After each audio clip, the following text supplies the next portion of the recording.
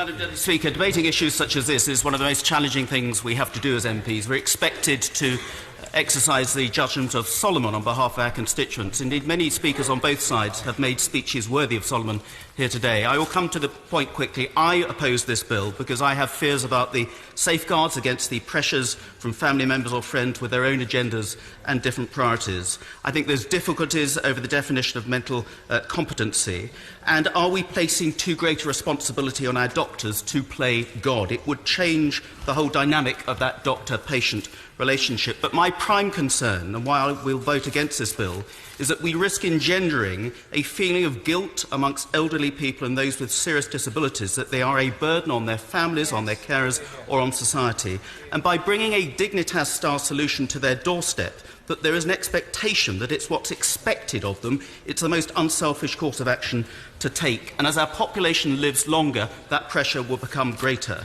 But I don't want to re-rehearse the argument. I want to close on a very personal story.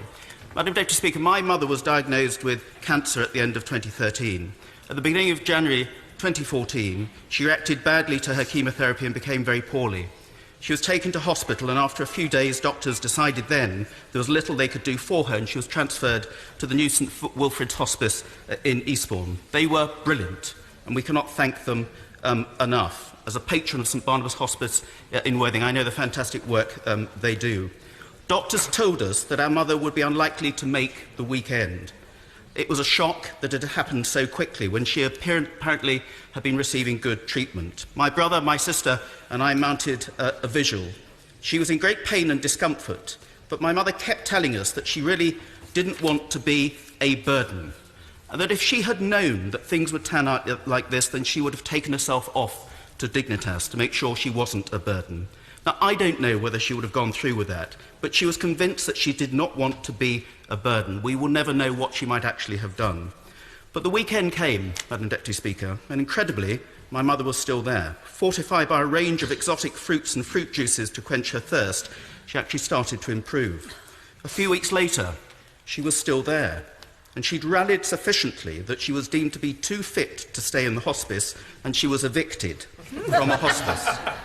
This was a great triumph for her. People don't usually get evicted from hospices. We found her the most wonderful nursing home in Eastbourne, the Queen Alexandra Cottage Home. She was far from a burden. She played a very active role in helping the staff in that nursing home. She was looked after brilliantly. Her quality of life was excellent. My brother, sister and I spent much quality time with her, enjoyed trips out to favourite family places, family get-togethers, surrounded by her grandchildren.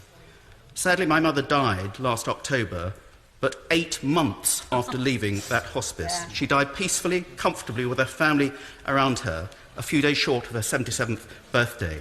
But those bonus 8 months were some of the happiest times we enjoyed with my mother, despite her illness and the limitations it placed on her. Quality time that allowed her and us to prepare for the inevitable, but in a positive and very organised way. My mother was very organised. So, Madam Deputy Speaker, for my part, those 8 months were just a small compensation for the missed opportunities and family neglect that the job of an MP inevitably entails. If things had gone differently, if my mother had chosen another route, completely oblivious to what actually was to happen, and that alternative option had been readily available and state-approved, then she and we would have missed out on a lot. We were lucky to have had that valuable extra time, and she valued it greatly. This is just one example, and I know many people's other experiences will lead them to other conclusions, but it's a major personal reason for me why I think the risks and the potential loss of human experience and sensitivity outweigh the potential advantages that some people might enjoy from a change in the law, and why I should be voting against the bill.